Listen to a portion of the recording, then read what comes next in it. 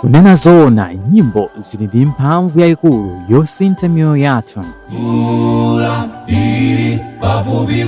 Pamene takhumudwa, pamene tafowoka, ngakhalenso pamene tili mchisoni, timamvera nyimbo.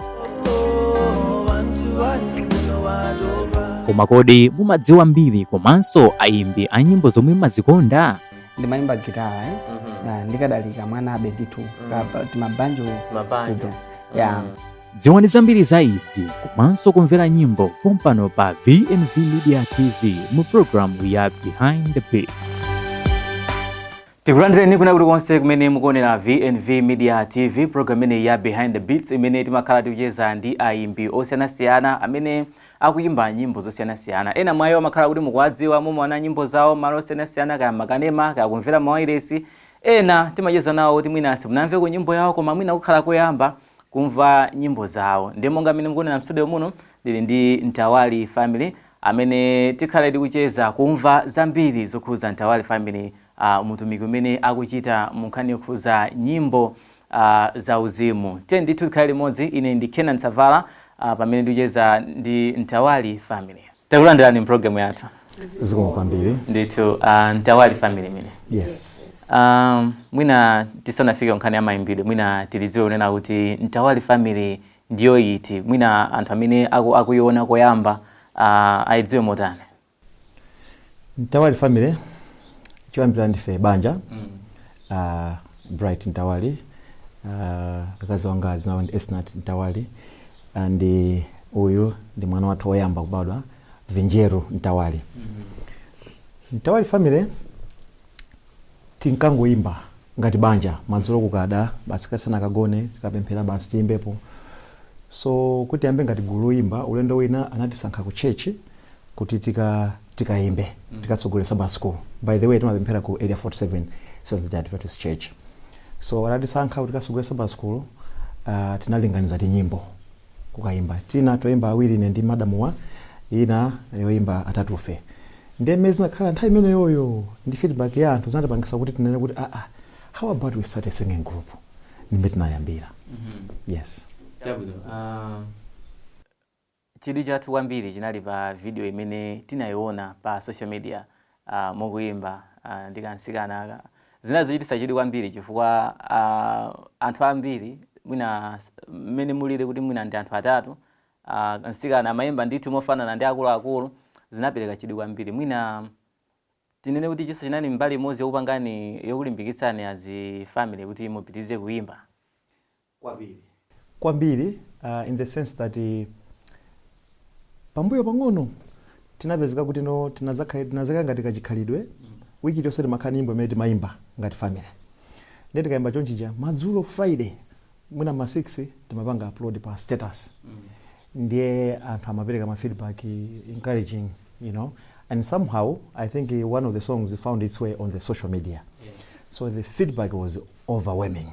Really, it was overwhelming, and we didn't expect people would love or appreciate the way we presented that piece of song. Indeed. Tibwere kwa mai, mwayamba kuimba amene afotokozera bambo unena kuti munayambira kuchechi kwa kumayimba. Mwina mutafika pona kuti anthu no ayamba kukupasani kukuita nani ka kuchechi kukupasani zochitika kukuita na machechi osiyanasiyana.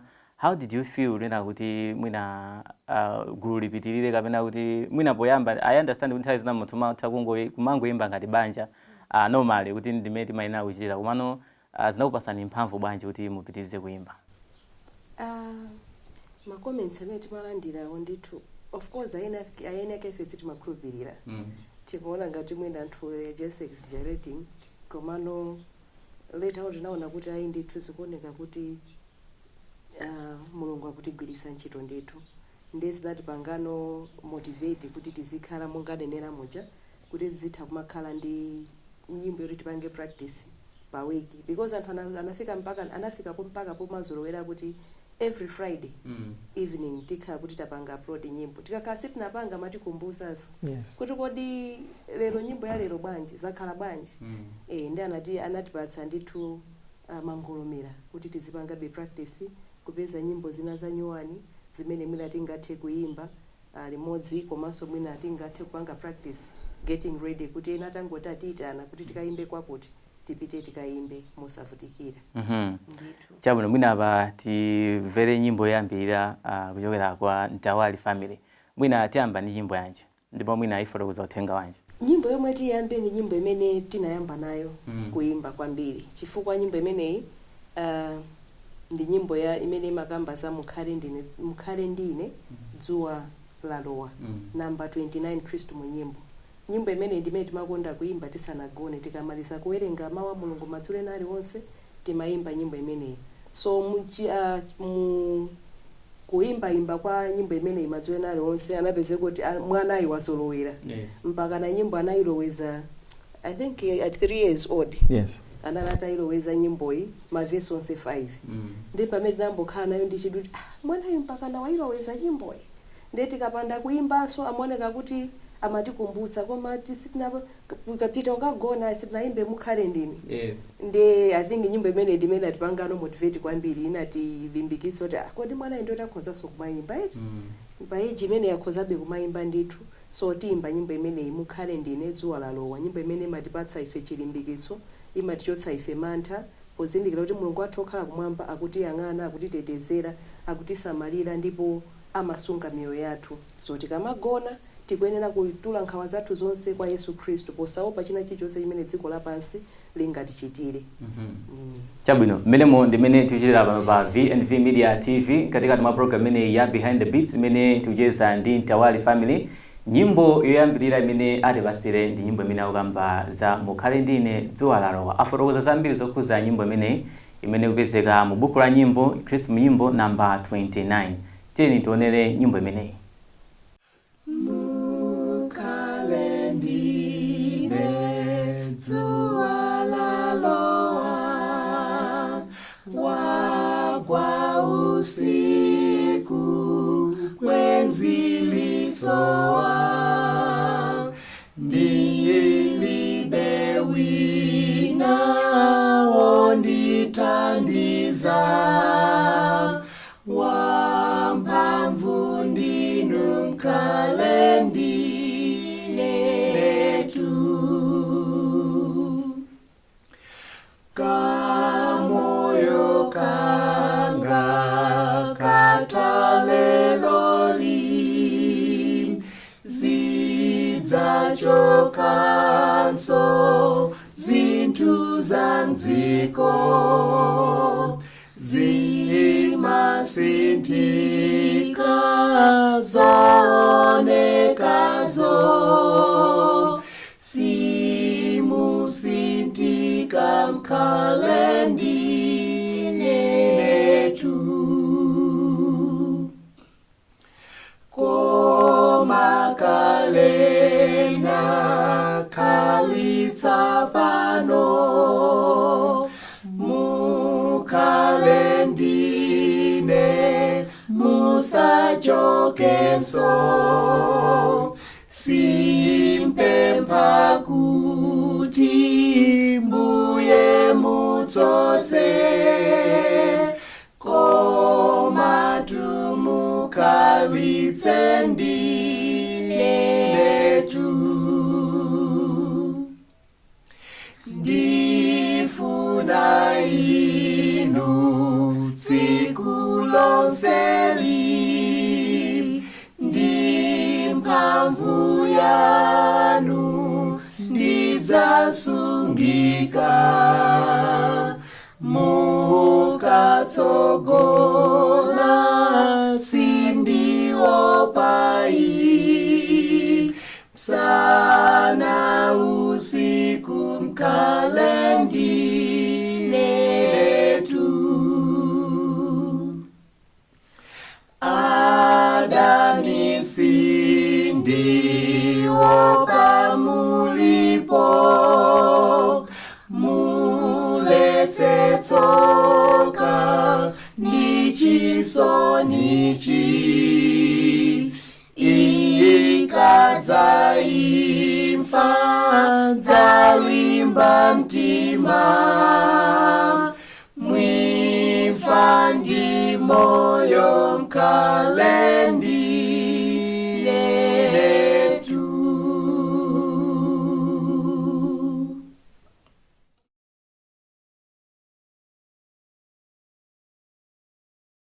Mmene ndimene tikuchitira pano pa VNV Media TV katikati mwa program imene ya Behind the Beats imene timakhala tikucheza ndi ayimbi osiyanasiyana amene akuyimba nyimbo zosiyanasiyana.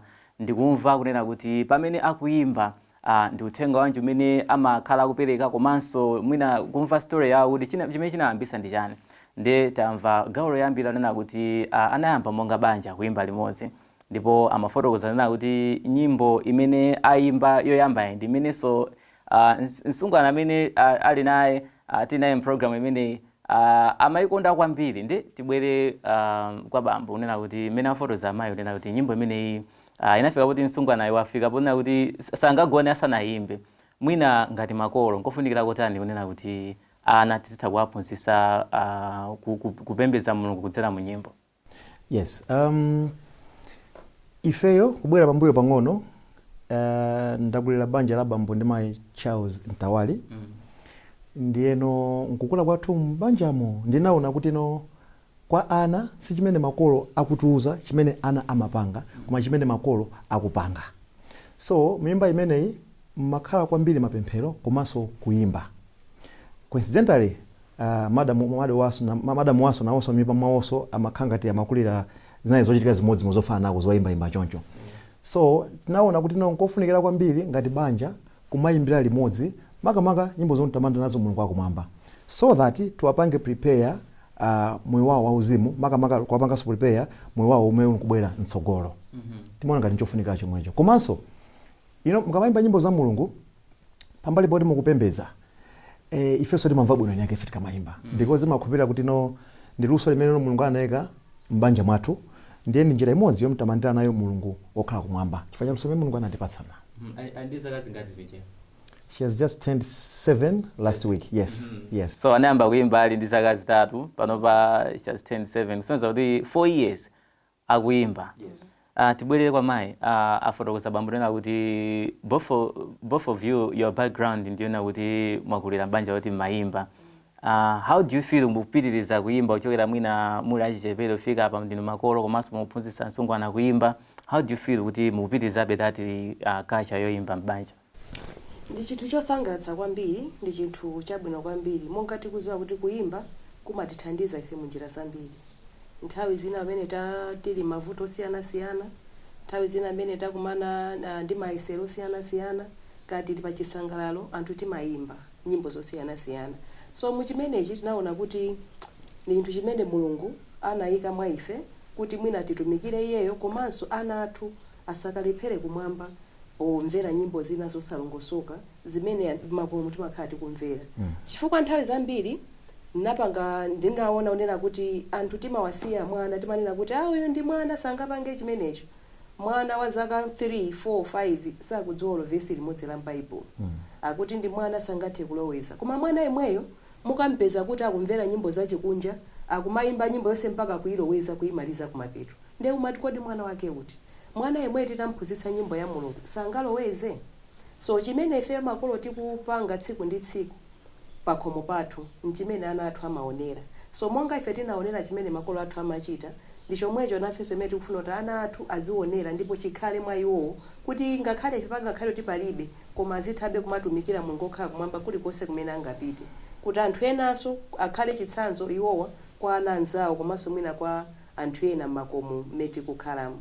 Ndithu chabwino mwina alipite kwa bambo mwina ndi nyimbo iti imenenso tingaonere pakadali pano ndi uthenga wake. Yes, pakali pano timvera nyimbo imene yochokera Mkhristu mu nyimbo. By the way, nyimbo zathu zambiri timachokera mu buku lathu la mpingo Khristu mu nyimbo. Ndimafuna ndifunse after nyimbo nde mukhoza kungotera mbali nayo chifukwa kuti kutsogolo kuti muli ndi nyimbo zanu nde mwayankha kale kuti zichokera Khristu mu nyimbo. Zichokera Mkhristu mu nyimbo. Ifeyo luso lopeka atilibe koma timangowerenga zimene ena analemba.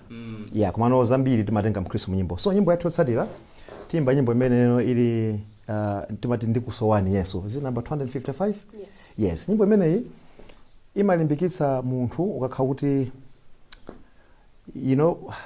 chiyembekezo chasowa. Kaya muna business ikuyenda, kunchito sizikuyenda, ka maliro, ka matenda.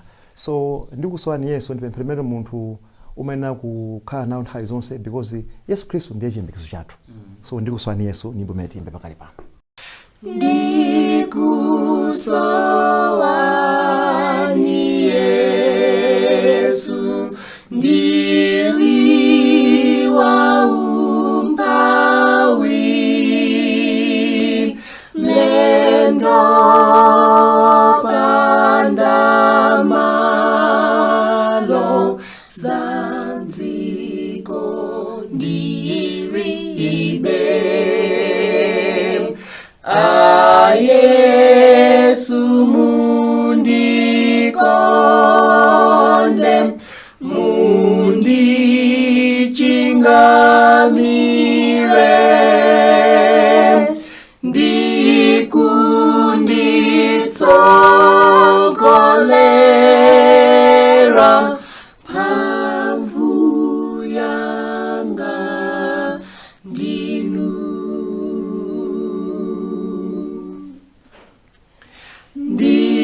ndisowa mtima wanu kudziwa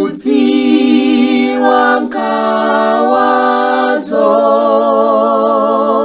ndimayesero anga ndizachisonizo Mzimu woyera womandiphunzitsa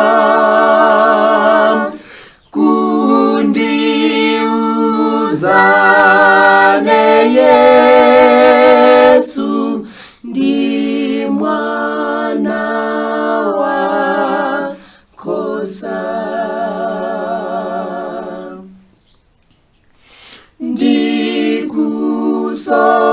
ndikusowani Yesu ndionane nanu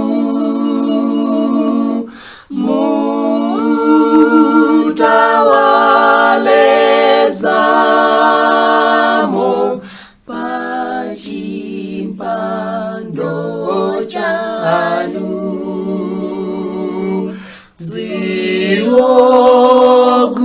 ziogulidwa mwazi tikakondwerere nyimbo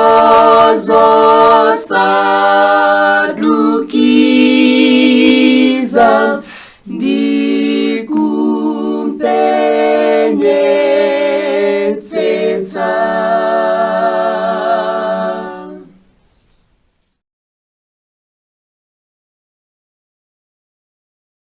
Kuimba kwabwino umeneko. Kumbukirana kuti mpulogalamu iyi timamvera ndithu nyimbo zimene zikuimbidwa mopanda kulowa mu studio, mopanda kuyika ma effects ena aliwonse, ndithu kuimba natural. Nde mpulogalamu yathu asiku lero ngati mwangotipeza kumene tikucheza ndi Ntawali family amene ndithu amaimba monga banja. Tinachita chidwi kwambiri unena kuti ticheze nawo.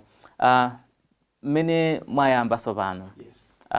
Mwafika ponena kuti anthu akuita nani? Mukuimba machechi osiyanasiyana komanso kuphatikiza pa mpingo amene mapemphera. Poyamba paja munafotokoza nawo kuti kwambiri mukuimba za Khristu mu nyimbo.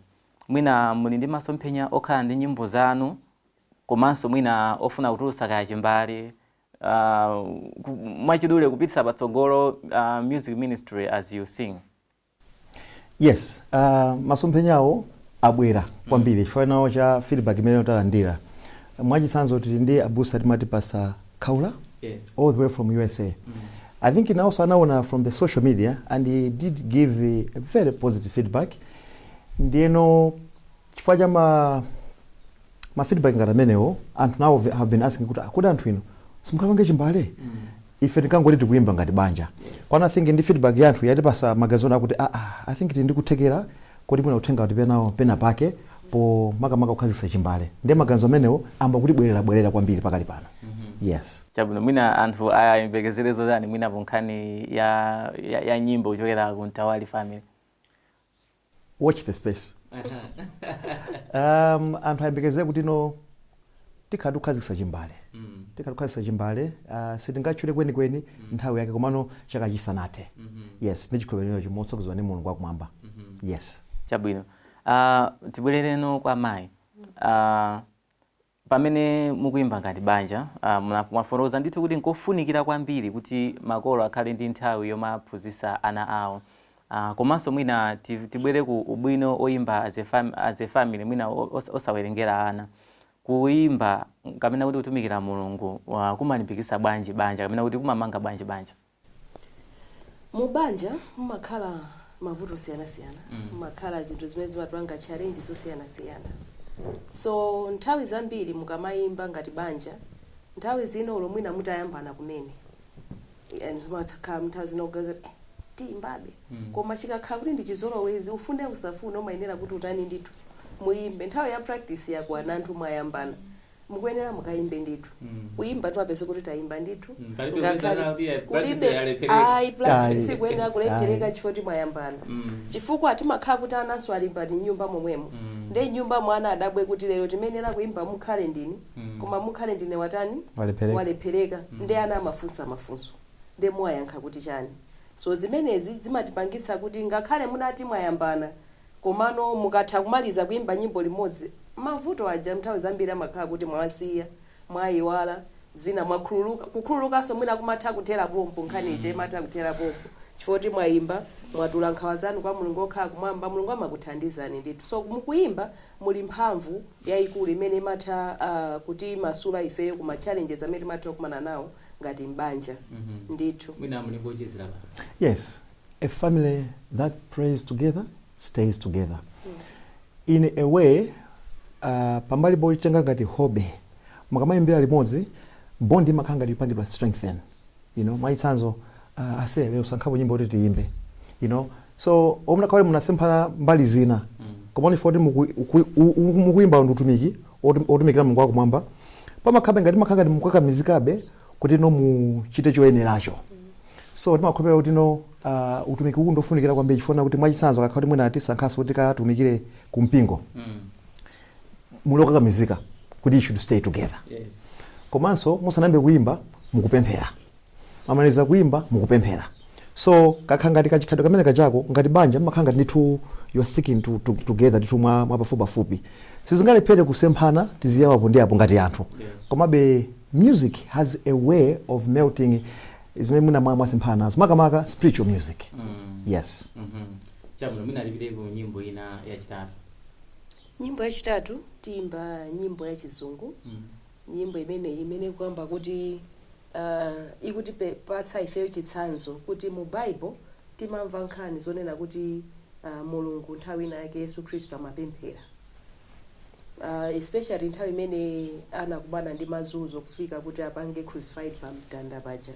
So Yesu Kristu anapemphera mu Getsemani kuti chikho chitani chipitirire.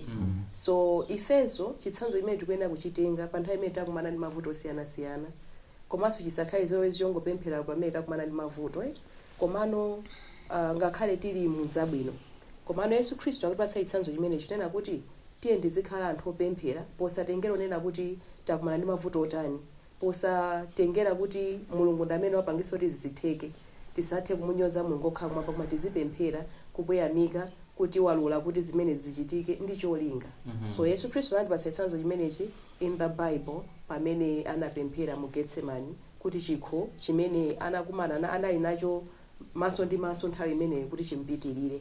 So ndi nyimbo imene tiyimbe ya mchizungu. Title yake in the Bible we read of a beautiful prayer. Akuti in the Bible we read of the beautiful prayer. Ndithu imene ndi nyimbo imene timvere komanso kuonera kuchokera kwa Ntawali family ndipo ikatha nyimbo imene tikhala tikubwera ndi gawo lotsiriza la programu yathu. In the Bible we read of a beautiful prayer, a prayer sent to heaven above.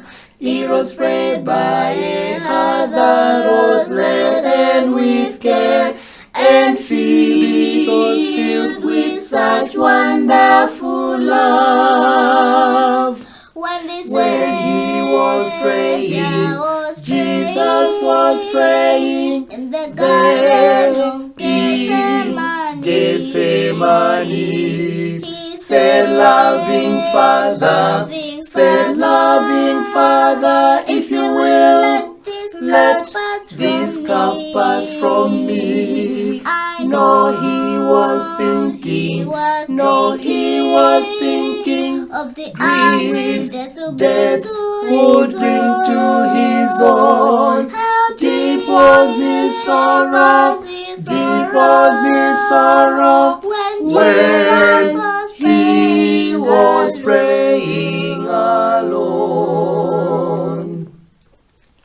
You can catch the sad tone of his voice as he said, Thy will, not my own, must be done. As a lamb to the slaughter, he soon must be led to die, yes, to die as the crucified one.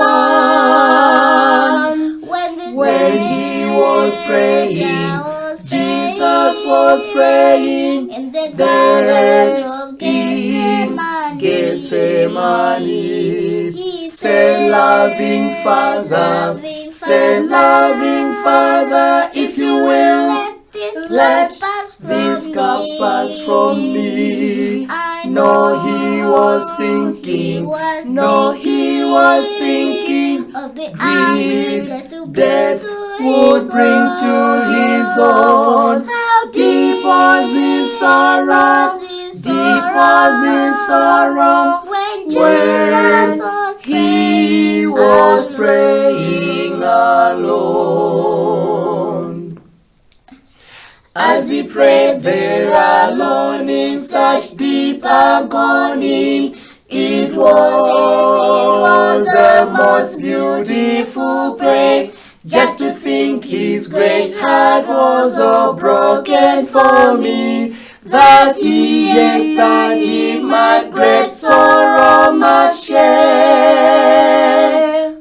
When he was praying, Jesus was praying in the there garden of in Gethsemane. He Said, loving Father, said, loving Father, if you will, let this cup pass from me. No, he was thinking, no, he was thinking of the anguish death would bring to his own. How Deep was his sorrow, deep was his sorrow, when he was praying alone.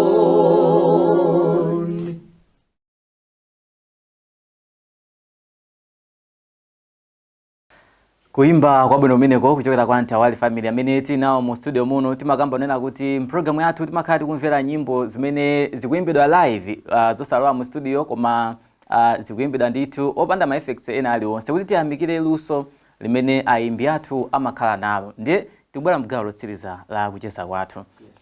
Taona mmene mwayambira komanso pamene muli ndi masomphenya amene muli nawo as a family komanso ngati gulu loimba. Mwina tiyambe no as a family. Kwa anthu ena mwina akuona kuti chabwino mwina izi simple kwa inuyo koma enafe mwina ine ndimakhala busy kunyumba mwina ndimakapeza mwina mayi agona kumene mwina amaita kunditsegulira sindingakhale ndi nthawi yoimba iyayi. Mwina ngofunikira kutani tiyambe bambo kufunika kutani kuti pambali pazochitika zosiyanasiyana zimene zimakhala ngati banja still more tiwena tizikhala ndi nthawi yoimba. Yeah, Euda ku utumiki wa nyimbo sophweka. Tukhala munyengo imeneno tetekeze ngati bambo ndimene thamange ndi sokole. Koma beni makhopera kuti no pofuna kulemekeza mulengi timene upanga set aside nthawi yoti ntumikira Mulungu wakumwamba.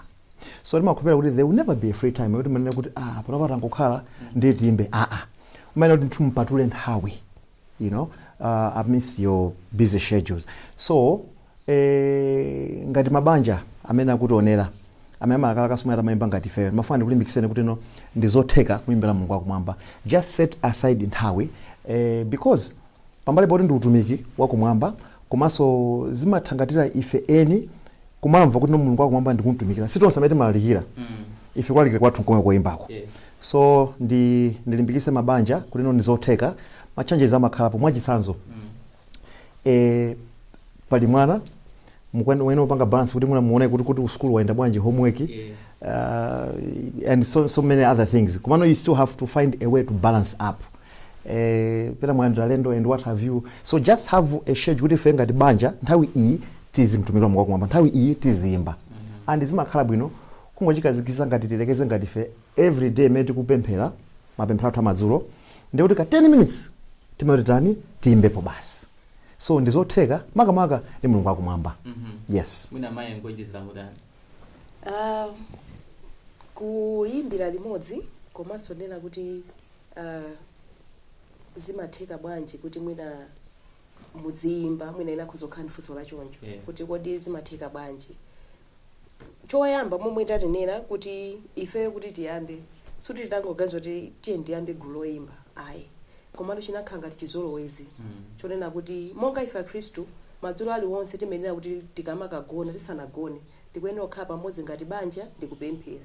So tikachikhazikitsa imechi chachomapemphera chija so mapemphero amadzulo aja simmangoyamba kupemphera mumenera ndithu kuti muimbe nyimbo.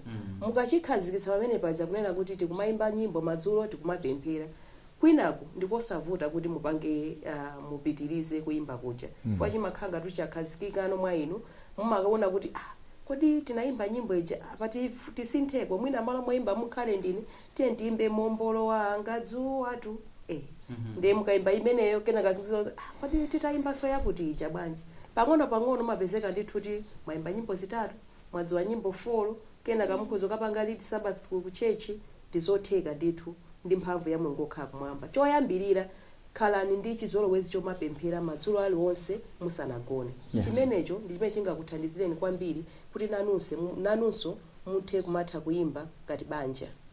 Ndithu ndingonjezera pang'ono. Yes. Komanso kuti nokuimba kuja kusamakhala ngati mwina kukuwawa in courts. Kumakhala ndi ma informal practice sessions mwachisanzo mu kitchen kakuduma tomato mukutani mwaje mphunzira ka practice mukuimbako. Zimene zimathandiziraso kuti no because ngati tilekeze mundi mwana if you have too much formal practice sessions mwana uja concentration yene matha kuthawa. So bena kamulipa panja musera ndi mwana uja imbani kanyimbo kacha. So ni madam wati kitchen tudula uthandiza kudula tomato imbango kanyimbo kacha. So chimango kulowa nino ngati banja. Yeah, ndedu uli kitchen uli usitu mai wayamba kitchen kuja umpezero waiwakira. Yeah, bebe mwana kwesa mane bali so bebe bali do. So that's how we do it. So it's exciting. Zima sangalasa. Eventually you enjoy. Yes. Chabwe mwina fuso likuzokhala lomaliza. Pamene anthu ena mwina they are inspired kuti ifeso bwanji tiyambe kuimba. Kaya mwina not as a family kapena mwina munthu mmodzi wangozimva unena kuti ineso on my own ndikhoza kuyamba kumayimba kutumikira Mulungu. Pomva zabwino zimene zilipo pamene tikutumikira Mulungu kuzera mukuimba. Zimatengera kuti munthu akhale ndi mawu antetemi oti akayimba anthu aziti akulu awayimba kapena mayi awayimba. Munthu mungampange encourage motani kuimba. Kuimba kwambiri ndi practice. Ngati ukufuna kuti uimbe zochakuka you need to practice more. Olo munthu odziwa kuimba chotani ngati sanapange practice ndizovuta kuti aimbe. So munthu akakhala kuti akuimba pafupi pala anthu ena amanena kuti ine ndimati ndikayamba ku soprano ndimakathera ku bass. Yes. Ndesi ndidziwa kweni. So anthu achoncho aja amafunika kuti akhale ndi munthu amene amatha kuimbako kuti azitha kumaphunzitsa. Akawaphunzitsa nawonso paokha azitha kumapanga practice. Monga anenera kuti nthawi ya practice si nthawi yokha imene mwayikhazikitsa. Nthawi zina timatha kuimba tikusamba. Ifeyo mostly tikamayenda ngati ma road trips. Kati kupita mtawuni kati kupita kuti kaulendo waufupi chotani. Timauzana timapatsana nyimbo ulendo ojamuka kunyimbo pero challenge. Timakhala kuti mgari moto tikupanga practice. Yes. Even on our way here timapanga practice mgari moto. So paliponse pamene ukuyenda munthu umakhala kuti ukupanga practice osatengera kuti muli pamalo potani. So chimenecho chimene chingampangise munthu kutha kuimba more practice. Ndithu Chinsisi china tilekeze ndukatengana ndukaperekezana ku school kamene ukatenga. Sinimansa wireless radio ya mkali moto. Basi mwanyamuka nyimbo. Mwafusana hawo school kana basi magamba kanyimbo. So chingokanga chizolowezi. Yes. so nzonena kuti munthu akhoza khala kuti sakuzifa kuti amayimba koma through practice awapeza kuti azipanga discover kuti ndikhoza kuyimba aliyense akhoza kuyimba. Actually example yabwino ndi mpira. Mukatenga masewera ampira amakhala maplayer anaja kuti uyu ndi andi skill. Pamene alipo ena not so skillful koma amapeza kuti mpira uja kutheka chifukwa cha iwo aja. So you don't have to be so skilled or you don't have to be musically talented zoti kuti uyu ndi ndikatundu kuti uziyimba. Momwe moyimba momwe khali ndi practice ana mayi aja zimatheka ndi pemphero. Pang'ono ndi pang'ono uzimba you may not sing it as wow. Kona as long as ukuyimba usatira manotsi bwino Mulungu amasogolera zimatheka. Yes. Chabwino pomaliza mungapange bwanji encourage anthu amene akutionera padali pano pankhani yakufunikira kwambiri pomayimba as a family komanso mwina wina aliyense payekha tiyambe ni mayi. Monga nanenera ndingopitirizabe kuti aliyense akhoza kukwanisa kuyimba ndipo ndizotheka posatengera kuti magwira ntchito yotani kapena pakhomo mabwera nthawi yotani ndizotheka kuyimba kutengera kuti nthawi iliyonse imene mungakhale ndi mpata okumana ngati banja kaya kuti wina kupanga zina mupanga practice zitheka. Komanso kumbali ya anawa makomotendi samangu asunga kuti ndi ana tendi waphunzitse njira yoyenera ya Mulungu okhala kumwamba. Ana amenewa ndi anonena kuti akhoza kupanga china chilichonse. Mwana mwina chinthu china chimene nayiwala kunena chonena kuti mwana ayu mwina kuti ayambe kuimba mwina anthu mwina sitinakambe kuti kodi iye ndi zinakhala bwanji apart from panga practice madzoena ali onse. Komano mwana uyuyu ndikumbuka ndili ndi mimba timati monga mwachizolowezi madzola onse tikuyimba ndeti madzonena kuti mwana amayamba kumva asanabadwe. So asanabadwe timagula even quarter lesson ya class yake beginner ndikumawerenga madzulo ena ali onse ya mwana osati yathu. Timaimba nyimbo kumaimba nyimbo zomba manja if you happy and you know clap your hands baby Jesus timaimba nditu. So mwana imene amabadwa nyimbo zinatatani kale akuzidziwa kale atazimva kale so sizimakhala zachilendo kufikira mmene tinapeza kuti ambadwa mapanga nayi practice bwinobwino tikamayimba madzulo aja kumayimba mukhale ndine nyimbo zikutanibe zimene amazimvazo so sizani zachilendo amakhala kuti zikulowabe. So zimatengera kuti ifeyo makolo tikutani tikumvera zotani ngati kumvera zachikunja ndithu mwana ujazikikaso muziti zimenezo.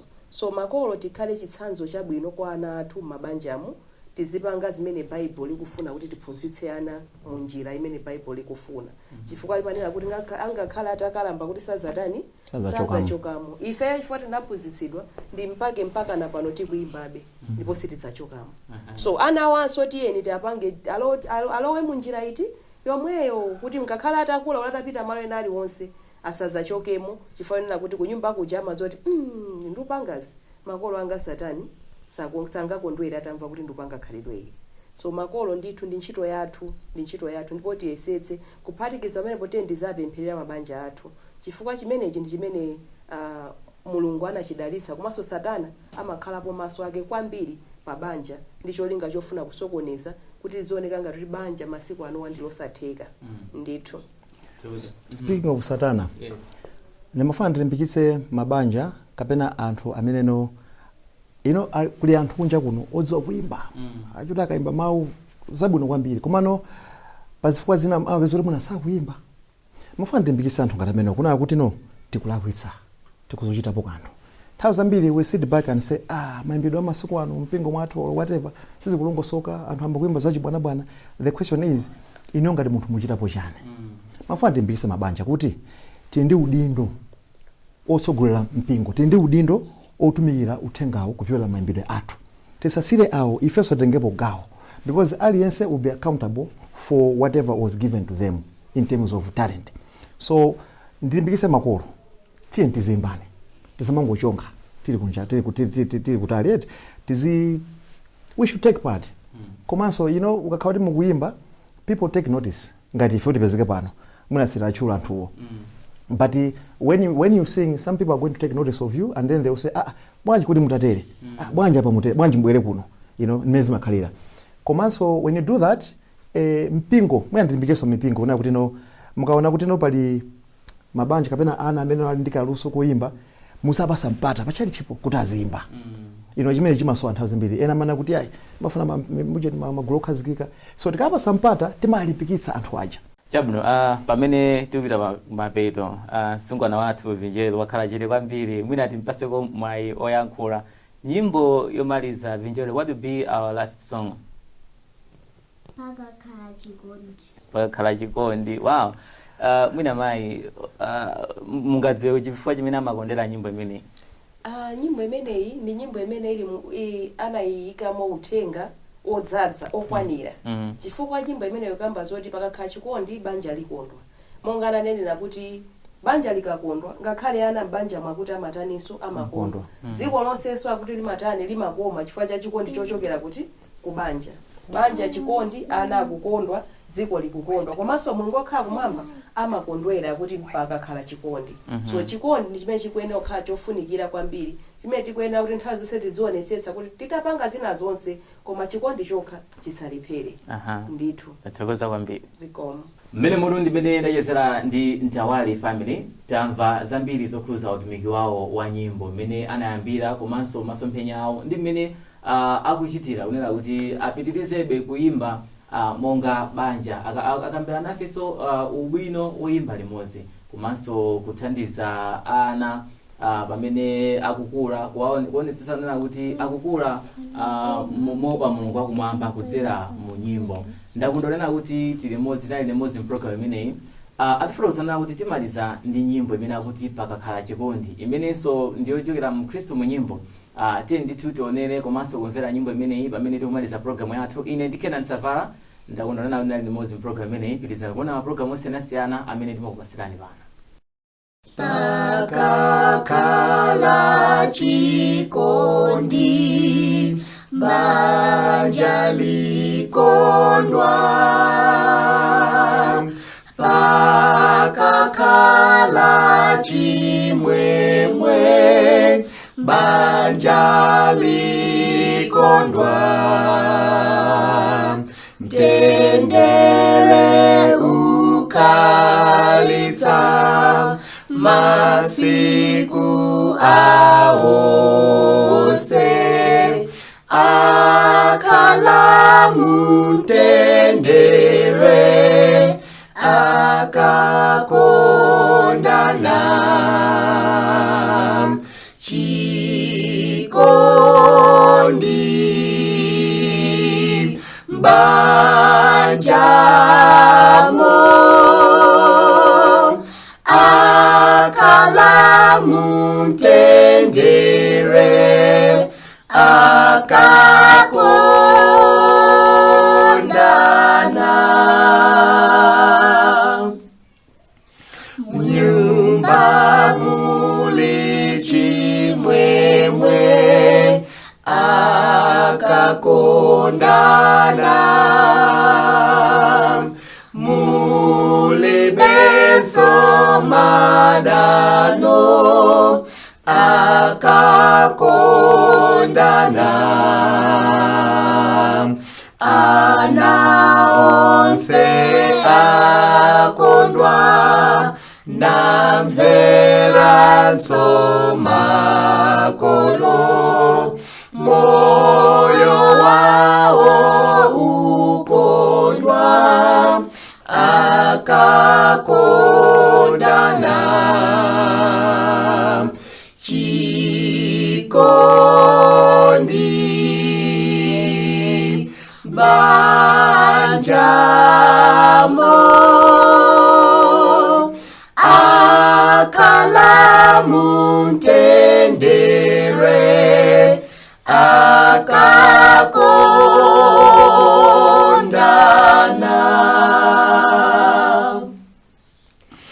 Mulungu akondwera akakondana, dziko lonse likoma akakondana, zonsezo wazingazo zimawakondweretsa Mulungu akondwera akakondana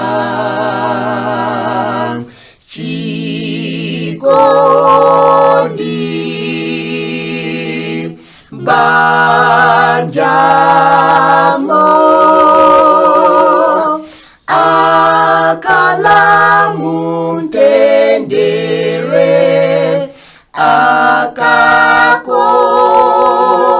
akakondana Yesu mdilandirene ndidzakondadi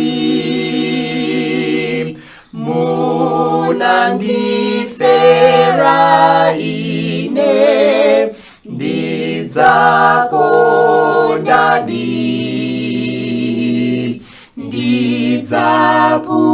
ndidzapumula nditu opanda nkhawa konse mwachifundo chanucho ndidzakondwadi